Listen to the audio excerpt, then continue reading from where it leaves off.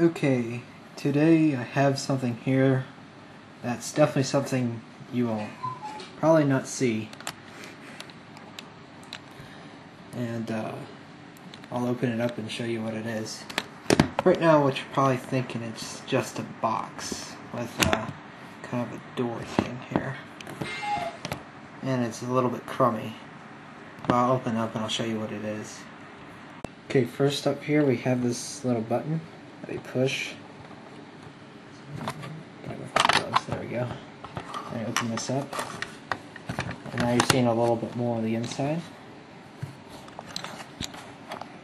Grab these two little things here. Pull on it. There. This is a camera, still picture camera from the year. Let's see if I can get it right there. Oh man. Well, it says on there it was made on March 10th, 1910. So this camera is almost 100 years old. Almost classifying it as an antique. And for a 100-year-old camera, it actually looks pretty good. The wood grain's still intact, it's not cracked or anything. All the essential components work. The rubber here is not cracked or faded at all. It still feels like new. And the accordion part here, there are also no little cracks in the material here. The lens is still kind of good looking.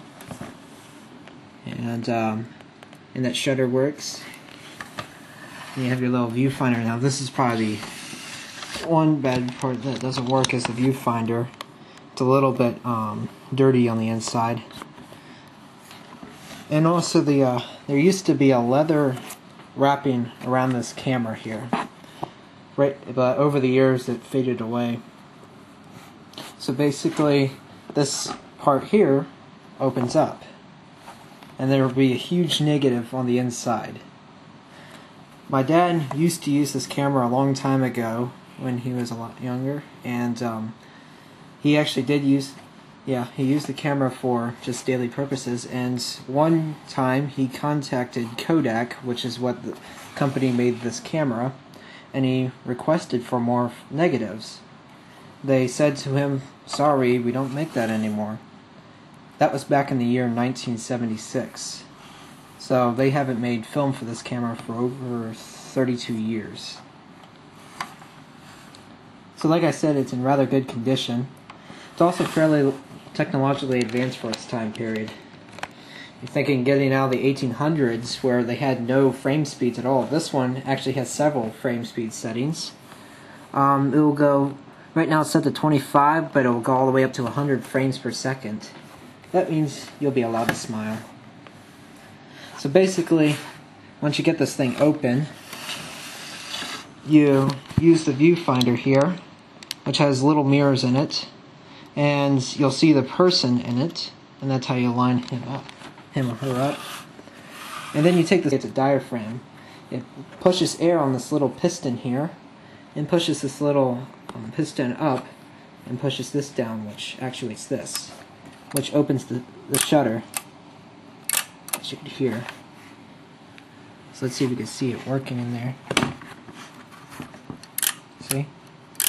Very fast. That's all you need. And so here you have, actually I'm not sure what that is. I'll find out sometime. So basically just squeeze the ball here to actuate it. As you can see, the piston moving. Oh, you have to wait for it to recharge. It takes a little while on some settings. So you wait for it, and then you see how it comes up. And then all that goes to the back, and then it goes into the negative, and the light does what it does to it. So then put it back. First you have to drop the viewfinder here. Then you squeeze these two levers here. Actually, well, not yet. then you push it back inside. Do it gently, so, because this thing is really old, and it just compacts quite nicely against the wall back there. That's what that accordion shape for, so that way it will retract back in there. And it also blocks external light source from getting in and ruining your negative. Next, you take the squeeze ball, the ball here, the diaphragm, and yeah, set it up there. The reason why I'm wearing gloves is so that way I don't get my oils all over it. And then next you push down these two things here. And what that does is it pops the lid because it locks open so that way it doesn't flap all over the place. And then you just close it, like so.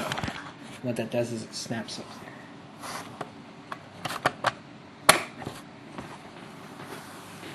Yep, it's just like a big version of a modern day pocket camera, which is only about that tall. This thing's about 4 times the size of a modern day camera of its same dimensions, but it looks a lot like one. This is what you use to line your film. So, it's kind of heavy. It's definitely not like a cell phone. See, let me take my phone here. Yeah, as you can see, I got my chocolate phone here. Yeah, it's a chocolate, but I don't care. This is a little bit smaller than a modern day camera. It does have a camera on it, and look how the sizes compare. So that gives you a kind of a visual understanding of the size of this camera. So yeah, I don't know a lot about the history about it, but it's really neat having something that's almost 100 years old. The one other interesting about this camera is you have your standard tripod mount right down there, that little hole. And that mounts on the tripod. Sometimes if you want to get a side shot, like on a tall object, you have another tripod mount on the side. So that's pretty cool.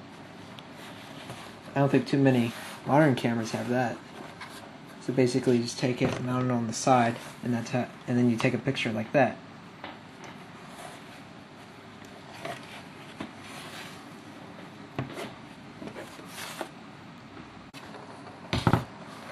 So, that's it.